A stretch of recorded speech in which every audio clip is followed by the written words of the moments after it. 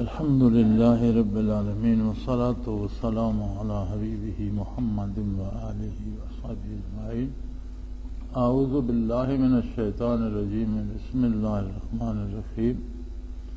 إن الذين يكفرون بآيات الله ويقتلون النبيين بغير حق ويقتلون الذين يأمرون بالقسط من الناس فبشرهم بعذاب أليم.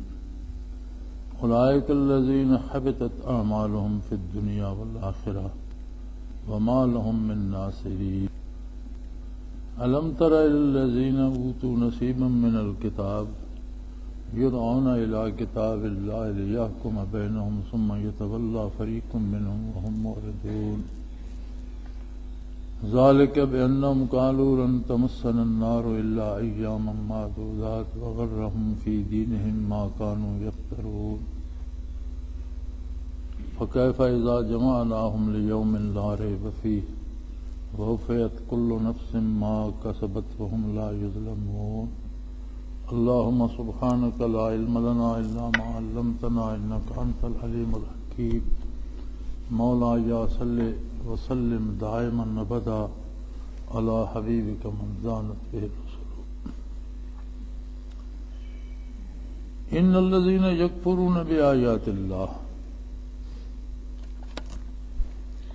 ایسے لوگ جو اللہ جل شانہ کی آیات و احکام کا انکار کرتے ہیں،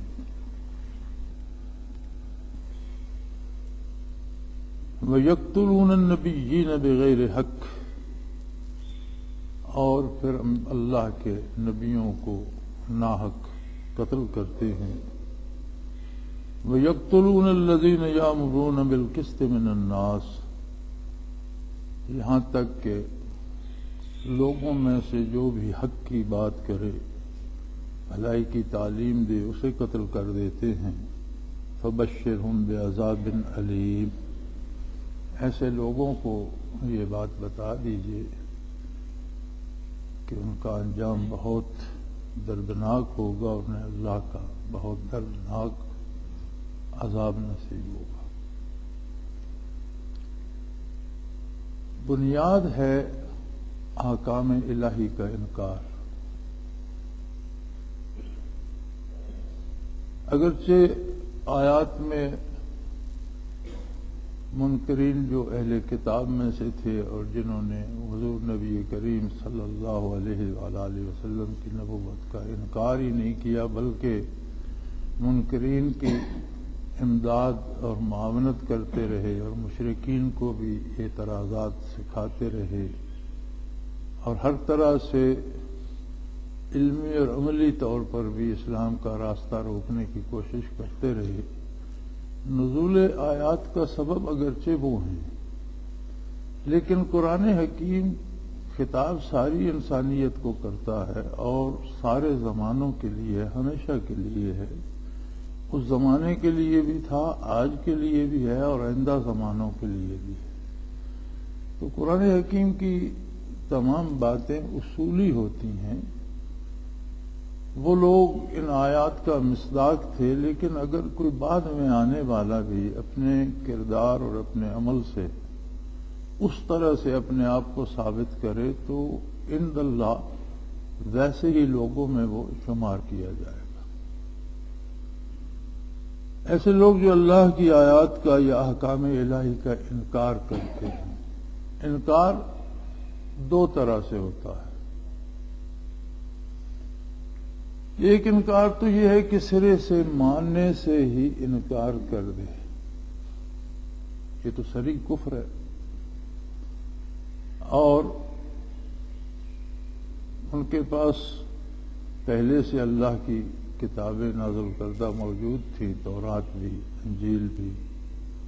ان کی کتابوں میں بھی حضور نبی کریم صلی اللہ علیہ وسلم کی بعثت کی خبر دی گئی تھی، پیشگوئی موجود تھی.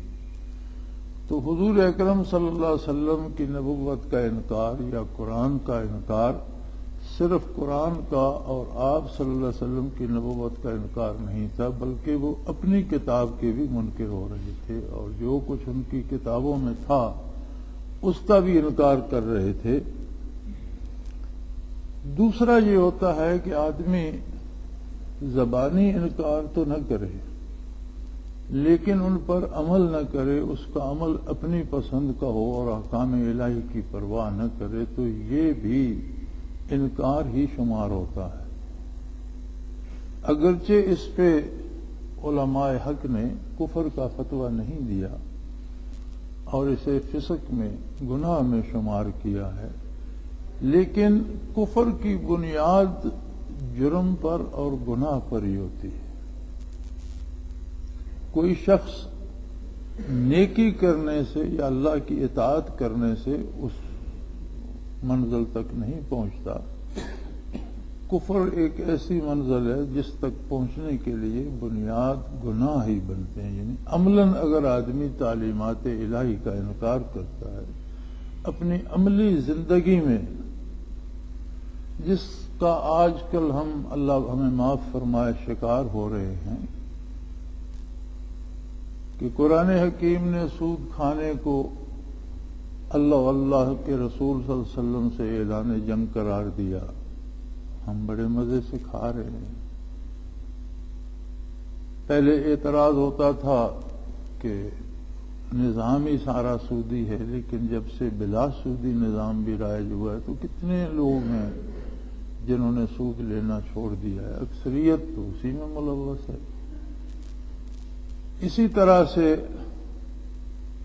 دیگر امور میں، سچ بولنے میں، سچی گواہی دینے میں، دوسروں کے جان مال آبرو کے تحفظ میں، معاملات میں، لوگوں کے ساتھ برتاؤ میں، اگر عملی زندگی میں ہم لوگ، اللہ ہمیں معاف فرمائے، اگر عملی زندگی میں ہم لوگ اپنی من مانی کریں گے، اللہ کے رسول کی اطاعت نہیں کریں گے، تو عملاً یہ بھی انکار کی ایک صورت ہو، اور یہ ایسا جرم ہے کہ جو بڑھتے بڑھتے نہ صرف انکار تک لے جاتا ہے بلکہ اس سے شدید جرم تک لے جاتا ہے کہ جن لوگوں نے اللہ کی آیات کا انکار کیا تو ان کی بدنصیبی اس طرح بڑھی اور ان کے دل اتنے سخت ہو گئے اور قلوب اتنے سیاہ ہو گئے کہ پھر انہوں نے انبیاء علیہ الصلوۃ والسلام کو ناحق قتل کیا۔ ناحق قتل فرمانے سے قرآن حکیم کی مراد یہ ہے کہ وہ خود بھی سمجھتے تھے کہ یہ لوگ حق پر ہیں اور ہم انہیں ظلماً شہید کر رہے ہیں، ورنہ تو قتل انبیاء ویسے ہی ناحق تھا، ظلم تھا، لیکن یہ اور بھی بڑا ظلم ہے کہ وہ جانتے تھے، سمجھتے تھے کہ جو لوگ یہ بات کہہ رہے ہیں وہ حق ہے، لیکن پھر انہیں شہید کر دیا۔ اور بنی اسرائیل کی تاریخ میں تو ہے کہ انہوں نے بہت سے نبیوں کو ایک ایک دن میں شہید کیا۔ تو یہ قتل انبیاء تک بات شروع انکار حق سے ہوئی کہ حق کی بات کا انہوں نے انکار کیا۔ اب انبیاء چونکہ حق پہ اصرار کرتے تھے تو ایک مقابلہ بنا اور وہ بڑھتے بڑھتے انبیاء کے قتل تک جا پہنچا۔ پھر اس پر بس نہیں ہے، پھر ساری زندگی وہ اس مصیبت میں مبتلا ہو گئے کہ جو بندہ بھی حق کی بات کہتا وہ اس کے دشمن ہو جاتے اور ایسے لوگوں کو بھی قتل کر دیتے جو انصاف کی بات کرتے تھے۔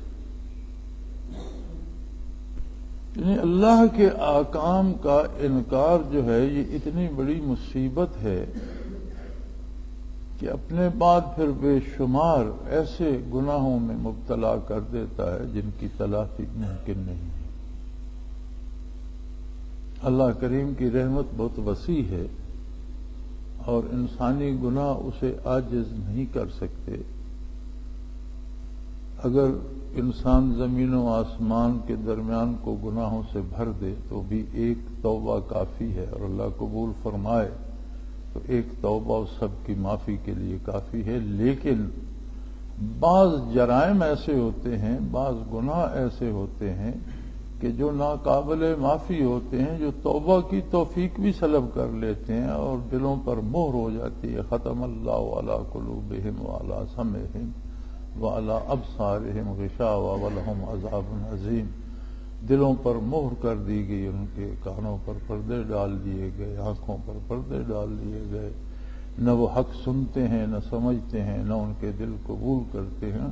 تو اس کا سبب آدمی کے بعض ایسے گناہ ہوتے ہیں جو عند اللہ بہت ہی عظیم ہیں اور جو اللہ کو بہت سخت ناپسند ہے، تو وہ گناہ جب آدمی اللہ معاف کرے ان کا مرتکب ہوتا ہے تو توبہ کی توفیق بھی سلب ہو جاتی ہے۔ اس کی مثال ان اہل کتاب سے دی اللہ کریم نے جنہوں نے حضور نبی کریم صلی اللہ علیہ وآلہ وسلم کی نبوت کا انکار کیا اور آپ کے خلاف دوسروں کو تفارع کیا اور اسلام کے خلاف محاذ آرائی میں لگے رہے۔ تو فرمایا انکار کتاب سے یہ قتل انبیاء تک پہنچے۔ اب حضور نبی کریم صلی اللہ علیہ وسلم کی ذات ستودہ صفات پر محاذ آرائی اور بدر اور احد اور خندق میں لشکر کشی، یہ سارا کیا تھا؟ اس کی بنیاد کیا تھی؟ کیوں ضرورت پیش آئی لوگوں کو آقا نامدار صلی اللہ علیہ وسلم پر اور آپ کے متبعین پر لشکر کشی کرنے کی اور تلوار چلانے کی؟ اس کا بنیاد کتاب اللہ کا انکار تھا، اس کی بنیاد اللہ کی آیات کا انکار تھا۔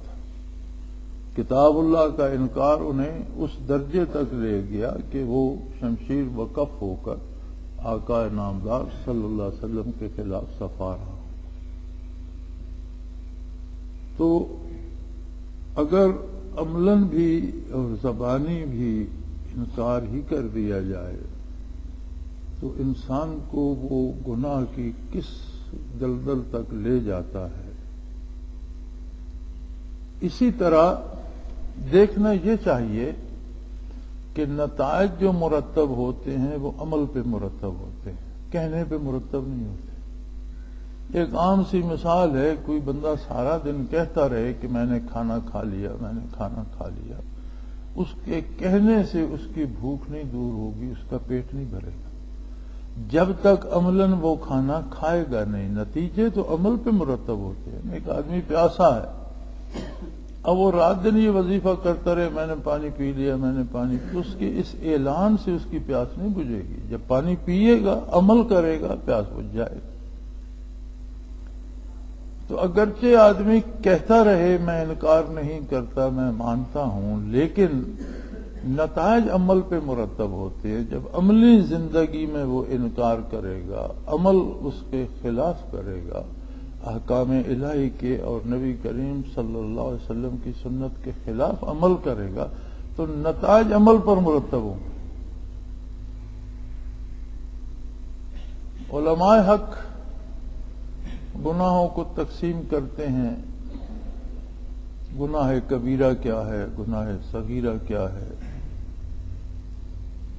لیکن اجتماعی طور پر جب اس ساری بحث کو سمیٹا جاتا ہے تو فرماتے ہیں کہ گناہ بہرحال ہر گناہ ہی بڑا ہے، اس لحاظ سے نہیں کہ کرنے والے نے چھوٹی نافرمانی کی، اس لحاظ سے بڑا ہے کہ نافرمانی کس کی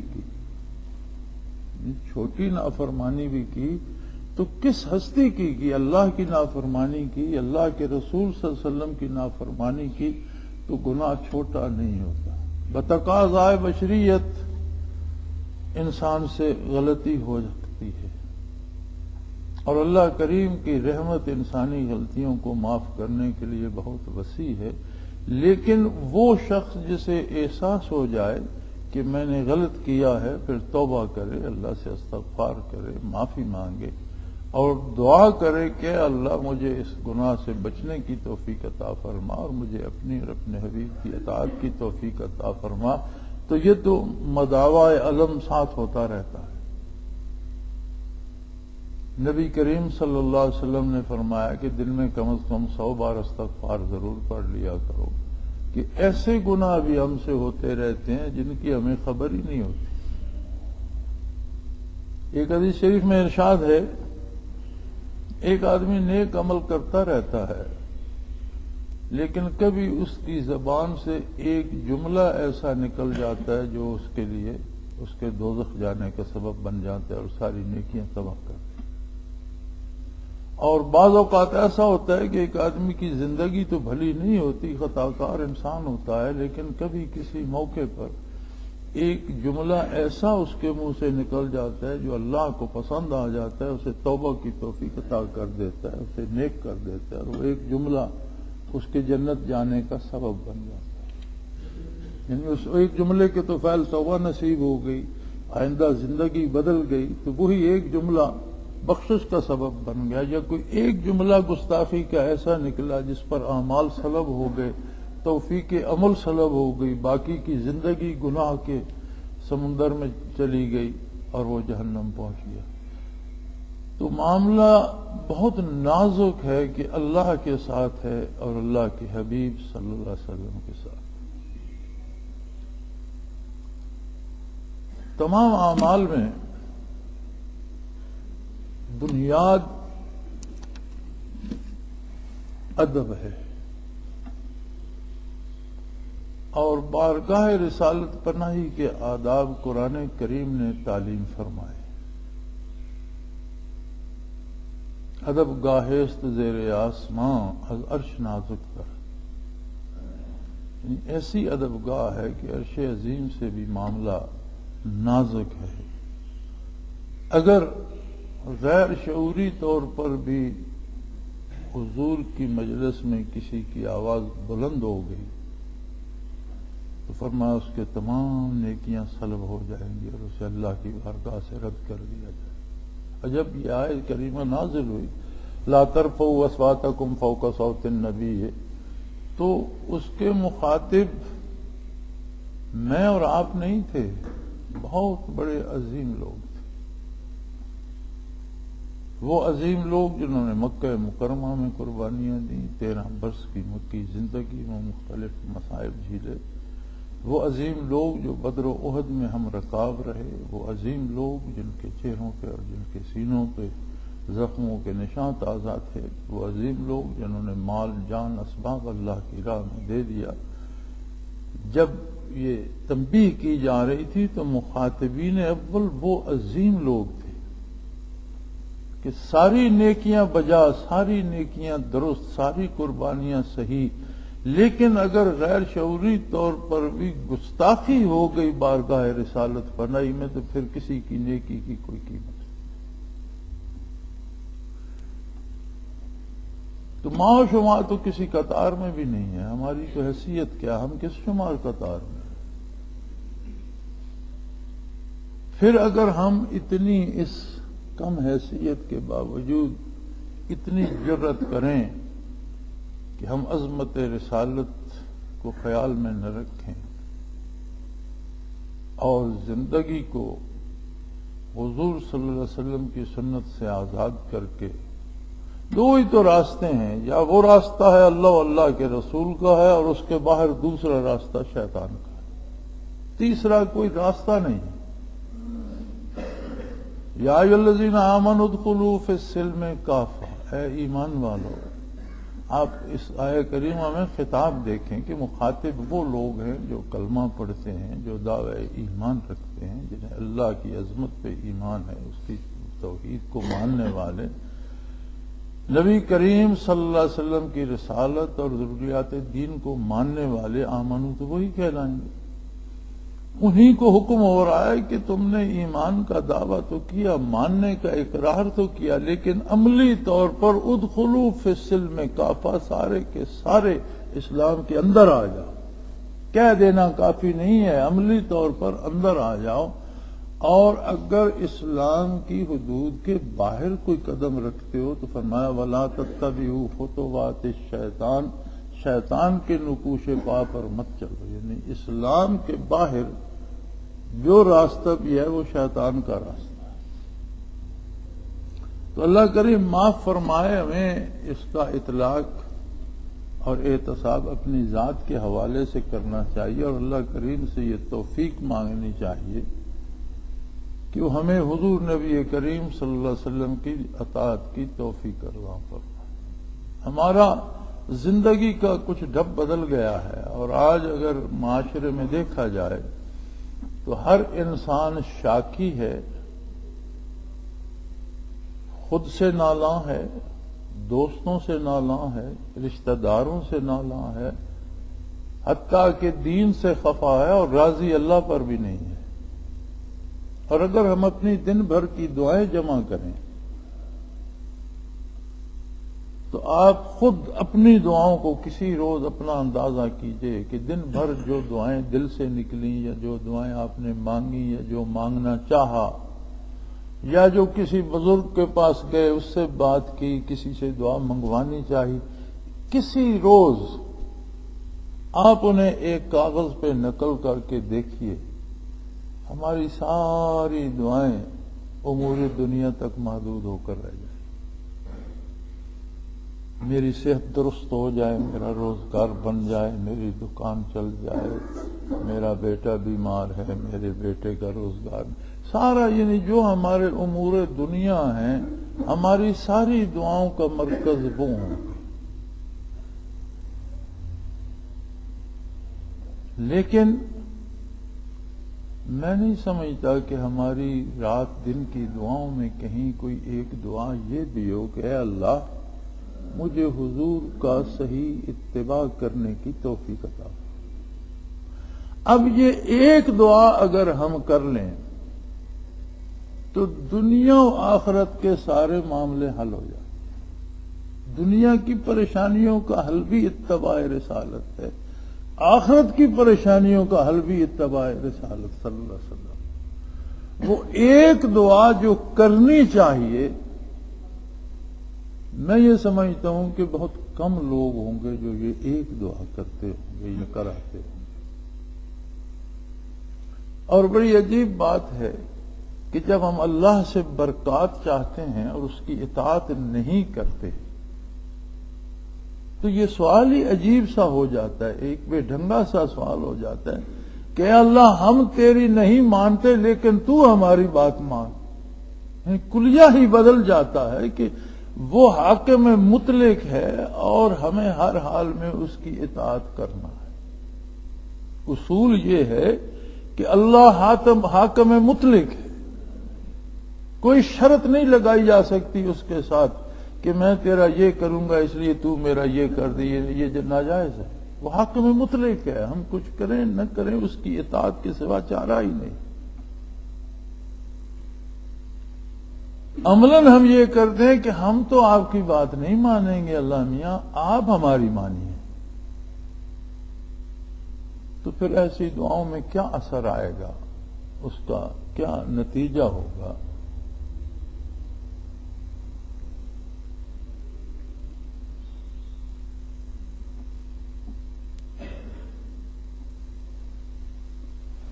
تو یہ ہمیں خود اندازہ کرنا چاہیے، دیکھنا چاہیے کہ میں کر کیا رہا ہوں، مانگ کیا رہا ہوں۔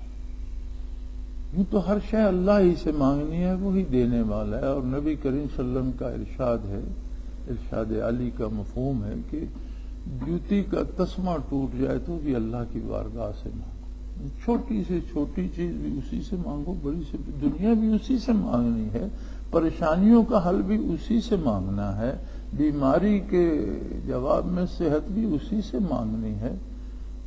لیکن یہ بھی دیکھنا ہے کہ ہم اس کی اطاعت کی توفیق بھی مانگیں اور اس کی اطاعت بھی کریں۔ تو یہ چیزیں اطاعت کے ساتھ از خود بھی آ جائیں گی، اور پھر ان چیزوں کو اطاعت کے ساتھ جب مانگا جائے گا تو مانگنا بھی عبادت ہو جائے گا۔ اور عدم اطاعت کے ساتھ جب ہم مانگیں گے کہ ہم تو آپ کی بات نہیں مانتے، آپ ہماری بات مانیے، تو یہ کلیہ الٹ جائے گا اور اس کا کچھ حاصل نہیں ہوگا۔ تو فرمایا صرف احکام الہی کا انکار قتل انبیاء تک پہنچا دیتا ہے، پھر ہر اچھے آدمی کی مخالفت شروع ہو جاتی ہے۔ اور ایسے لوگ جو ہیں اے میرے حبیب انہیں کہہ دیجئے کہ کہ جو اس مصیبت میں پھنس گیا اب دنیا میں بھی تکلیف سے زندگی گزارے گا اور آخرت میں بھی اس کے لیے دردناک عذاب ہے۔ اولئک الذین حبطت اعمالهم فی الدنیا والآخرہ، جو اس مصیبت میں پڑ جاتے ہیں یہ وہ لوگ ہیں جن کے اعمال دنیا و آخرت دونوں جہانوں میں غارت کر دیے جاتے ہیں۔ اگر اتفاق سے کوئی بھلا کام بھی ان سے ہو جائے تو وہ بھلائی شمار نہیں ہوتا، اس لیے کہ بھلائی کرنے کا تو وہ ارادہ ہی نہیں رکھتے۔ وَمَا لَهُم مِّن نَاصِرِينَ، اور اس مصیبت میں گرفتار لوگوں کا کوئی مددگار بھی نہیں، کوئی ایسا بھی نہیں ہے جو ان کے لیے دستے دعا ہی اٹھا دے، جو ان کی کسی طرح سے دعا سے یا اللہ کی بارگاہ میں التجا کر کے مدد کر سکے۔ اور ایسے لوگوں کو آپ نے دیکھا، أَلَمْ تَرَ الَّذِينَ أُوتُوا نَصِيبًا مِّنَ الْكِتَابِ يُدْعَوْنَ إِلَىٰ كِتَابِ اللَّهِ لِيَحْكُمَ بَيْنَهُمْ ثُمَّ تَوَلَّىٰ فَرِيقٌ مِّنْهُمْ وَهُمْ مُعْرِضُونَ۔ آپ نے دیکھا جن لوگوں کو کتاب دی گئی اور پھر انہیں اسی کتاب کی طرف بھی دعوت دی گئی کہ اگر ان میں کوئی جھگڑا ہے تو اس کتاب کے مطابق اسے حل کر دے، اس پر بھی ایک فریق ان میں سے اعراض کر کے منہ پھیر کر چلی گئی اور ماننے سے انکار کر دیا۔ بعض یہود کا ایک جھگڑا بارگاہ رسالت پناہی میں آیا، آپ صلی اللہ علیہ وسلم نے فرمایا کہ تمہیں اپنی کتاب پر تو ایمان ہے تو تمہارے جھگڑے کا فیصلہ تمہاری کتاب کے تورات کے مطابق کر دیا جائے، تو اس پر بھی ایک فریق ناراض ہو کر چلا گیا کہ نہیں یہ ہمارے ساتھ زیادتی ہو رہی ہے اور ہمیں خواہ مخواہ کتاب کا ہو۔ جیسے آج کل ہوتا ہے کہ لوگ اپنی پسند سے جینا چاہتے ہیں، اللہ کی پسند سے نہیں، اللہ کے حبیب کی پسند سے نہیں، دین کی پسند سے نہیں، اپنے نفس اپنی خواہشات کی پسند سے جینا چاہتے ہیں، اور جب دین کی بات کی جائے تو پھر وہ جھگڑتے ہیں کہ آپ خواہ مخواہ ہم پر ایک دین کے حوالے سے اپنی بات ٹھونسنا چاہتے ہیں، تم ہمیں جینے نہیں دیتے، تم ہماری عزتیں نہیں کرتے، ہمارا احترام نہیں کرتے، ہماری اہمیت کو نہیں سمجھتے، ہمارے معاملات میں مداخلت کرتے ہو۔ حالانکہ یہ مداخلت نہیں ہوتی کہ کسی کو خلوص نیت سے اللہ کا حکم سمجھایا جائے، لیکن اب قحط الرجال ہے، نہ خلوص سے حق سمجھانے والے لوگ ملتے ہیں اور نہ کوئی حق کا طالب ملتا ہے۔ جو ملتا ہے وہ چاہتا ہے کہ دین بھی میری پسند کے مطابق ہو، احکام بھی وہ ہوں جیسے میں چاہتا ہوں، میں جو چاہتا ہوں کرتا رہوں، اس پر مجھ کو ثواب بھی ملتا رہے۔ کوئی ایسا وظیفہ بتا دو جو میں پڑھ لوں، پھر لوگوں کا مال بھی ہڑپ کرتا رہوں، لوٹ مار بھی کرتا رہوں، برائی بھی کرتا رہوں، لیکن جنت کا بھی مجھے سرٹیفکیٹ مل جائے۔ بتانے والے بھی بے شمار ہیں، وہ کہتے ہیں یہ کام کر لو جنت تمہاری پکی ہو گئی، پھر جو مرضی کرتے۔ تو یہ خود فریب بھی ہے، اپنے آپ کے ساتھ دھوکہ ہے۔ جیسا کردار ہوگا ویسے نتائج سامنے آئیں گے۔ فرمایا انہیں ایک اور غلط فہمی ہو گئی ہے، یہ کیوں اللہ کی کتاب کو بھی نہیں مانتے، عملی زندگی میں اس پر عمل سے بھاگتے ہیں۔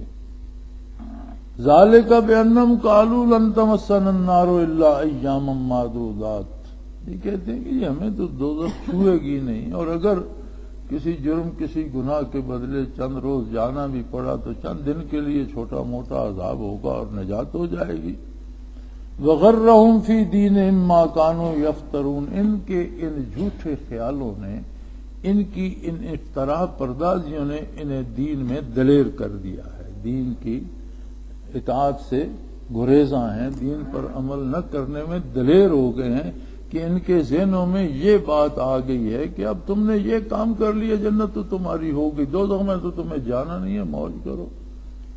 جس طرح آج ہم مسلمانوں میں بھی بے شمار طبقے ایسے ہیں جو کہتے ہیں جناب یہ کام کر لو جنت آپ کی پکی ہو گئی۔ پیر صاحبان بھی ہیں، علماء حضرات بھی ہیں، تبلیغ والے دوست بھی ہیں، وہ بھی سند دے دیتے ہیں کہ ایک سے روزہ بھی لگا لو تم جنتی ہو گئے۔ بھی سے روزہ لگا کر اس سے روزے کے بدلے میں اس کی عملی زندگی کی اصلاح ہو جائے تو واقعی جنتی ہو گئے، لیکن سے روزہ کیا 3 سال بھی لگائے اور عمل وہیں کا وہیں رہا، کردار ویسا ہی رہا، تو وہ 3 سال بھی ضائع گئے، اس پر جنت کی سند کیسے دی جا سکتی؟ اسی طرح پیر صاحبان ایک وظیفہ بتا دیتے ہیں، یہ وظیفہ پڑھتے رہو جنت تمہاری ہے، وظیفہ پڑھتے رہو جو جی چاہے کرتے رہو، اس طرح تو جنت نہیں ملے گی۔ اگر اس میں واقعی وہ وظیفہ اچھا ہے، اس میں کوئی تاثیر ہے، تو بندے کا یقین مستحکم ہونا چاہیے، اتنا مضبوط کہ اس کے کردار کو بدل دے، اس کے اعمال نیک ہو جائے۔ یعنی ہر وہ بات جس کے نتیجے میں عملی زندگی میں نیکی آ جائے، وہ تو واقعی جنت میں لے جانے والی بات۔ لیکن اگر عملی زندگی ویسی ہی رہی تو اللہ کریم فرماتا ہے یہ تو افتراء پردازی ہے، یہ تو جھوٹ باندھنے والی بات ہے کہ بھئی یہ کر لو جنت تمہاری ہو گئی۔ اور فرمایا یہ اہل کتاب کے جو یہود اور نصارہ جو کتاب کا انکار کر کے بھی عملی زندگی میں نہیں مانتے، بھاگ جاتے ہیں، اس کے پیچھے ان کی یہ غلط فہمی ہے کہ ہم چونکہ یہودی ہیں یا ہم چونکہ نصارہ ہیں تو جنت تو ہماری ہے ہی، جمع جانا تو جنت ہی میں ہے، تو پھر ہم بات کیوں مانیں؟ جنت تو بہرحال ہماری ہے۔ اگر کچھ دن کسی غلطی کی پاداش میں دوزخ میں جانا بھی پڑا تو 2-4 روز کی سزا ہوگی، ہمیں اللہ دوزخ میں نہیں رکھے گا، رہنا تو ہمیں جنت ہی میں ہے۔ تو یہی حال آج ہماری زندہ، اور ہم چاہتے ہیں، یہ نہیں کہ کوئی ہمیں زبردستی، ہم یہ چاہتے ہیں۔ اور بڑی عجیب بات میں نے پیروں میں بڑی عجیب بات دیکھی ہے کہ یہ فلاں حضرت کے مرید ہیں، اس نے ہمیں خلافت دی۔ اب یہ کوئی نہیں دیکھتا کہ اس نے مجھے کوئی ذکر اذکار تعلیم کرائے، کیا کیے، مجھے کوئی کیفیات نصیب ہوئیں، کوئی برکات نبوت میں سے حصہ مجھے ملا، میری عملی زندگی، میرا یقین تبدیل ہوا۔ کیا مجھ میں تبدیلی آئی کہ مجھے خلافت؟ کچھ بھی نہیں۔ ایک چوغا پہن لو، تسبیح پکڑ لو، خلیفہ بن گئے۔ وہ اس پہ خوش ہے، میں خلیفہ ہو گیا، نہ اپنی اصلاح کی فکر ہے، نہ اگلوں، خود بھی خوار ہو رہا ہے، دوسروں کو بھی خراب کر رہا ہے،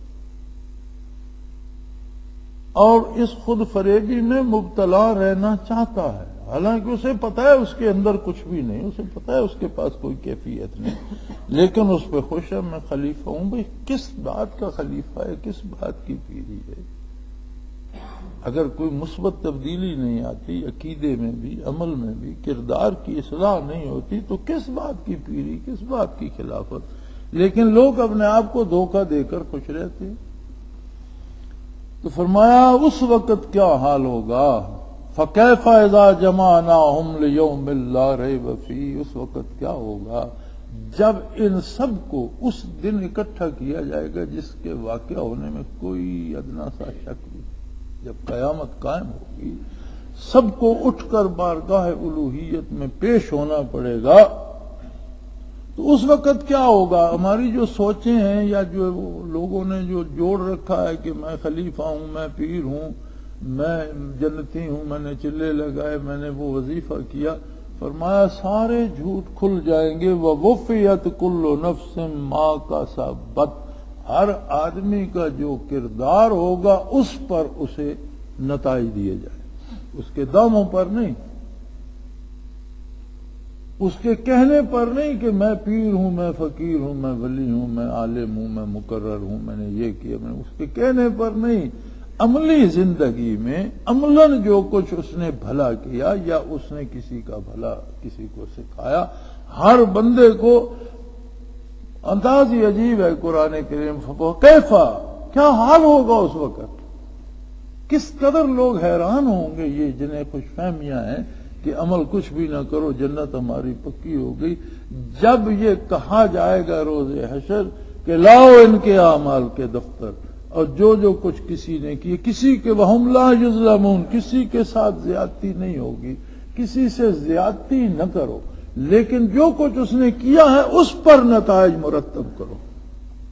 تو جب عمل کا میدان خالی ہوگا تو ملے گا بھی کچھ نہیں، اور اگر اعمال غلط ہوں گے تو سزا ملے گی۔ دعویٰ تھا جنت پانے کا، وہاں جا کر آنکھ کھلی تو پتہ لگا کہ پہلے تو شاید کچھ نہیں، سزا ملنے والی ہے، تو کیا ان کا حال کیا ہوگا؟ قرآن کریم کا یہ سارے باتیں بتانے کا مقصد یہ ہوتا ہے کہ ہم اسے اپنے آپ پر لاگو کریں۔ ہم بے فکر ہو جاتے ہیں، یہ آیت کافروں کے حق میں ہے، یہ آیت صحابہ کے حق میں ہے، یہ فلاں کے حق میں، اور ہم فارغ ہیں۔ نہیں، قرآن کریم کا مخاطب ہر بنی آدم ہے، ہر انسان ہے، میں بھی، آپ بھی، جو گزر گئے وہ بھی، جو آنے والے ہیں وہ بھی، روئے زمین پہ سارے جو انسان بستے ہیں یہ سارے قرآن کے مخاطب ہیں، خواہ وہ قرآن کے خلاف لڑائیاں لڑ رہے ہیں، قرآن انہیں دعوت عمل دے رہا ہے۔ ان میں سے بھی کسی میں سے بھی جو بھی قرآن کو قبول کرے، اللہ کی رحمت کا دروازہ کھلا ہے، باب توبہ کھلا ہے، سب کو مخاطب کرتا ہے۔ لہذا ہم جب قرآن سناتے ہیں، سنتے ہیں، تو میں یہ نہ سمجھوں کہ میں آپ کو تلقین کرتا ہوں اور اپنے آپ کو بھول جاؤں، اور آپ یہ نہ سمجھیں کہ ہم نے حضرت کا بات سن لیا ہم بخشے گئے۔ میاں بات بخشش کی عمل پر ہوگی۔ واعظ وہ واعظ ہے جسے سن کر عملی زندگی میں تبدیلی آئے۔ اللہ کی اور اللہ کے حبیب صلی اللہ علیہ وسلم کی اطاعت کے علاوہ ہمارے پاس کوئی چارہ کار کسی کے پاس بھی نہیں ہے۔ جو بھی نافرمانی کر رہے ہیں جب آنکھ بند ہوگی تو کھل جائے گی۔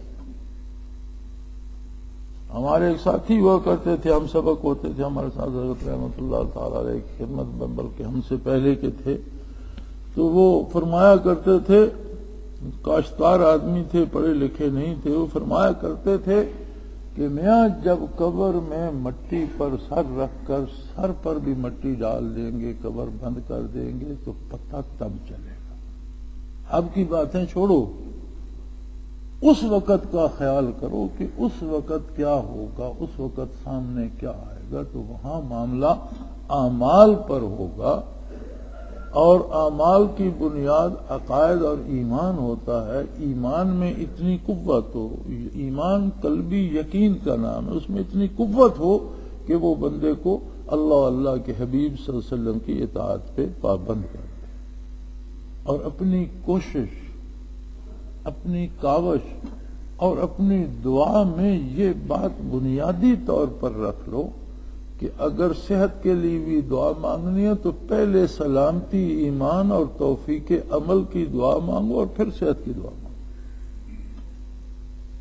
یہ اتنا ضروری ہے کہ بھوکے ہو، پیاسے ہو، غذا کے لیے ہاتھ اٹھائیں تو پہلے ایمان و توفیق عمل مانگو، اور غذا بھی اللہ سے، خوراک بھی مانگو، دنیا بھی مانگو، ضرورتیں مانگو۔